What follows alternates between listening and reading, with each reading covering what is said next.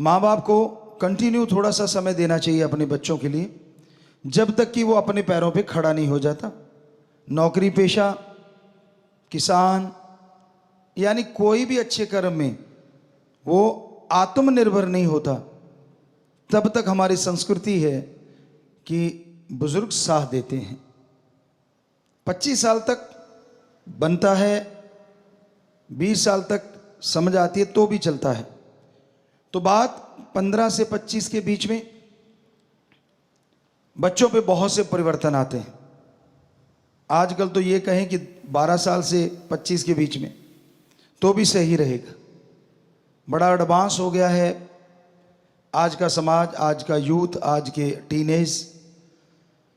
तो इस उम्र में अच्छा क्या लगता है और होना क्या चाहिए? बेपरवाह जी ने एक भजन लिखा है, गदा पचीसी उम्रा जोर जवानी का, कि आदमी जब इस एज में आता है 12 से 25 के बीच में, तो 12 के बाद या 15 के बाद परिवर्तन आते हैं बहुत से शरीर में, बेटियों के, बेटों के, सबके। हार्मोन्स बढ़ते हैं, आवाज़ चेंज हो जाती है, और कई बार बच्चों के बाल बॉडी पे नहीं होते तो वो आने शुरू होते हैं लड़कों के। बेटियों की अगर तब तक खाना अगर सही खा रहे हैं तो अपने आप बॉडी से झड़ जाते हैं, अगर थोड़ी हों भी तो। ये आयुर्वेदा का मानना है। पर अगर शुरू में ही आप लोग वैक्सिंग करनी और ये करनी तो फिर वो एक अलग बात हो जाती है। क्योंकि पुराने बुजुर्गों के देखा होगा अपने माता के, उनसे भी पुराने बुजुर्गों के तो बाल खास करके बहनों के नाम मात्र, बेटियों के नाम मात्र होते थे।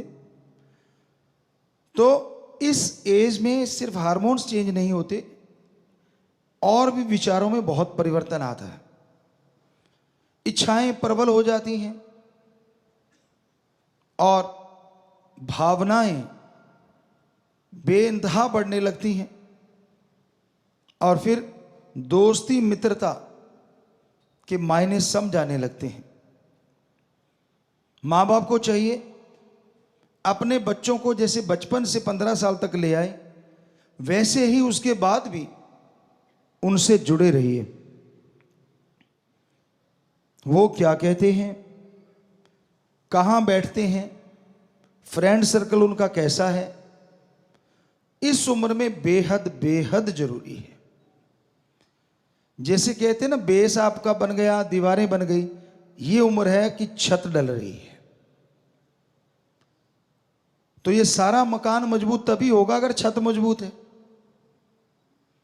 यानी अच्छे संस्कार आपने बचपन से देते आए हो, और अब ये एज ऐसी आ गई है कि इसमें आपने अपने बच्चों की केयर करना नहीं छोड़ना, बल्कि एक दोस्त मित्र की तरह, रूहानी दोस्त, आत्मिक मित्र, सहेली, यानी सच्चा पवित्र प्यार, उनके साथ शेयर करो, उन जैसे बनो।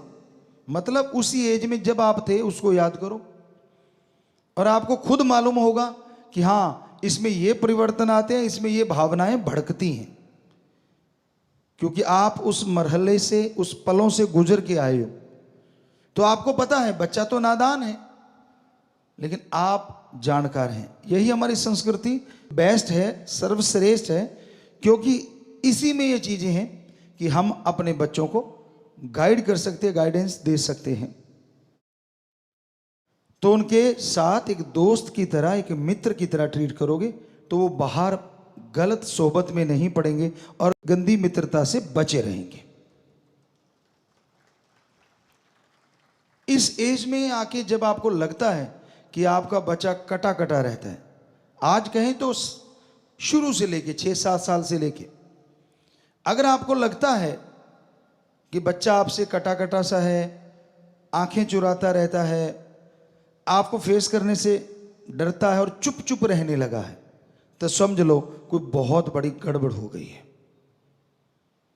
या तो ऐसी प्रॉब्लम उसने खुद क्रिएट कर ली जिसका उसे सॉल्यूशन नहीं मिल रहा, और इससे क्या होता है, दिमाग जो बहुत बढ़ना है वो एक जगह रुक जाता है, क्योंकि टेंशनें पैदा हो गई, अंदर बेचैनियां हैं।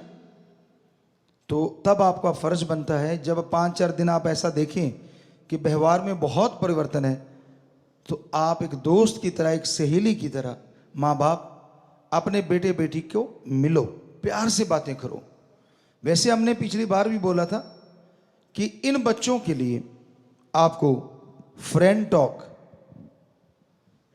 दोस्ताना बातचीत हिंदी में बोले तो, के लिए घंटे से 2 घंटे टाइम, शुरू से लेके जब तक उसकी शादी नहीं होती तब तक। हमारा मानना है कि 25 से पहले हो जाए तो सबसे बढ़िया होता है, बच्चा भटकता नहीं है। तो तब तक आप उनके दोस्त मित्र बनके हर बात उसको शेयर करने के लिए कहो, और ये कहो कि बेटा ये घंटा 2 घंटे जो दोस्ताना बातचीत होगी, फ्रेंड टॉक कह लो, कि उसमें जो भी तू बताएगा हम तेरे को ना डांटेंगे, ना तेरे उन बातों को बाद में तेरी जिंदगी में अप्लाई करेंगे गुस्से के रूप में। तो आप इस तरह से अगर बचपन से करते आ रहे हैं तो वो बेटा बेटी आपको जरूर बताएगा। स्कूल में, समाज में, कहीं भी उसको अगर गलत टच किया गया है तो वो आपसे शेयर करेगा। वैसे ये टच वाली चीज़ तो माँ बाप को सहेली, बाप, दोस्त, मित्र बन के बच्चों को बता देनी चाहिए। माँ बेटी को बड़े आसानी से बता सकती है कि बेटा कोई ऐसे ऐसे करे तो इसका मतलब वो गलत है, उसकी भावना गलत है। और बाप अपने बेटे को बता सकता है, माँ भी बता सकती है दोनों को, बाप भी दोनों को बता सकता है। तो वो बच्चा जो बचपन से ये चीजें सीख के आया है, जब वो बड़ा होगा तो वो आपसे शेयर करेगा। बचपन में भी उसने किसी से गलत शरारत करने की कोशिश की, वो भी आपको बताएगा। और जवानी में तो बेहद जरूरी बन जाता है, 15 के बाद उसमें उनके दोस्त बनने चाहिए। ये नहीं कि आप उनके दोस्ती से रोको, लेकिन स्वस्थ दोस्ती हो, विचारों की दोस्ती हो, आत्मिक प्यार सिखाओ, ना कि शारीरिक प्यार। तो एक बार आपने वो संस्कार भर दिए तो वो बच्चा ता उम्र अच्छा नेक इंसान बना रहेगा। अगर आपके पास समय ही नहीं है, बच्चों को तो आप डरा के रखते हैं, उनको लगता है भूत बाबा आ गया, भूत पापा मतलब, क्योंकि आपको होता है कि मैं मर्द हूं, मेरे से तो डरना चाहिए। कईयों ने खुद पिटाई खाई होती, उनको तब मैं अपने बेटे पे अप्लाई कर दूं, बिल्कुल गलत। आपने खाई होगी शरारतों की वजह से, आपने गलतियां की होंगी। जरूरी थोड़ा ना कि बच्चों, आपके बेटों ने, आपके बच्चों ने भी वही गलतियां की हो, ऐसा कुछ नहीं होता। तो आप बिना भेदभाव के बच्चों से दोस्ती रखो। और 15 साल के बाद जो उम्र होती है बहुत ही जरूरी है, इसमें हार्मोन्स का बदलाव होता है, तो इसलिए बेहद जरूरी है कि एक ऐसा गाइड जो ऑलरेडी इस जिंदगी से गुजर चुका है उसको गाइड करे। माँ बाप, दादा दादी, अगर पॉसिबिलिटी है ये वाली, हर हाल में गाइड करना चाहिए, वरना वो बहक सकता है। दोस्त नशा करवाने लग सकते हैं, मित्रता में, पार्टीबाजी में हो सकता है वो कुछ गलत कदम उठा ले।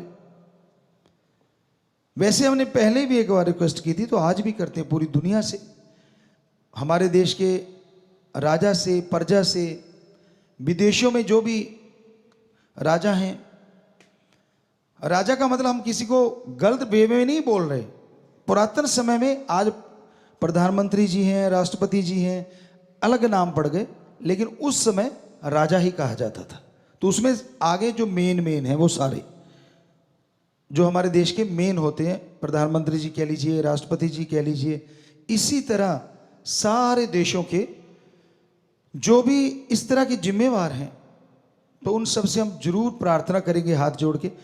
हम तो एक तरीका बता सकते हैं, मानना ना मानना वो आपकी मर्जी है, आप अप्लाई करो ना करो वो आप लोग की इच्छा है। आप, क्योंकि आप हम राजनीति में नहीं जानते कुछ भी, तो आप बेहतर जानते होंगे इस बारे में कि बच्चे को अगर शुरू में जब वो नर्सरी में है, उस टाइम से ही एक तो व्यवहार बोलचाल कैसी हो, दूसरा धर्म की सही शिक्षा, और तीसरा बच्चों के लिए जरूरी हो कानून की शिक्षा।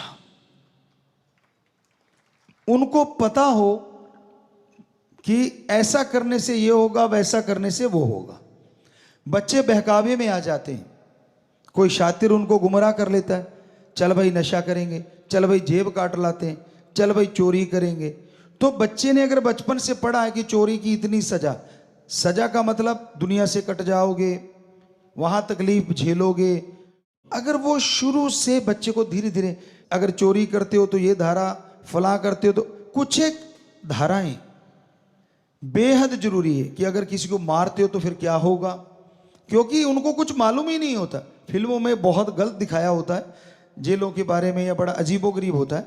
अगर सही हकीकत उनको दिखाई जाए तो हमें लगता है बचपन से जब वो कानूनी तौर पे मजबूत हो जाएंगे, तो जब भी वो कोई क्राइम करने की सोचेंगे, गलत करने का सोचेंगे, तो पढ़ाई जो की है वो उनको बता देगी कि ऐसा करेगा तो ऐसा भोगना पड़ेगा। ज्यादा तो नहीं, हमें जो लगता है 50 से 60% क्राइम रेट इससे खत्म हो सकता है, और धीरे धीरे ये संख्या 90 से 100 तक भी जा सकती है।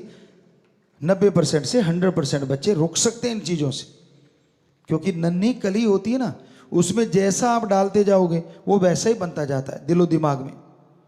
तो उनके दिलो दिमाग में व्यवहार, धर्म, क्योंकि धर्म सबसे बड़ी चीज है, दिखावा नहीं, धर्म की बातें मानने वाली, क्या पहनना है क्या नहीं पहनना, वो हो कि आप अपने धर्मानुसार रहो जो आपका धर्म है, पर उसमें ये चीज जरूर होनी चाहिए कि धर्म में मेन चीजें क्या लिखी हैं।